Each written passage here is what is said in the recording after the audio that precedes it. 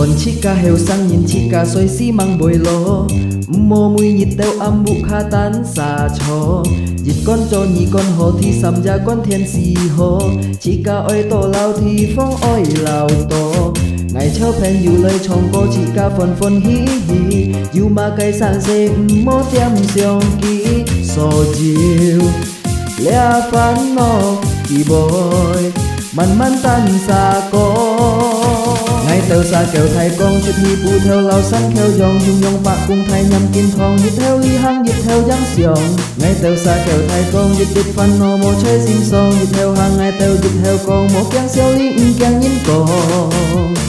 đi phong tuy chút miang chiều hề sắn khéo dòng xịt mà cây tung si chen phu ăn thó to sắn khéo dòng chiều hề ngã cù yo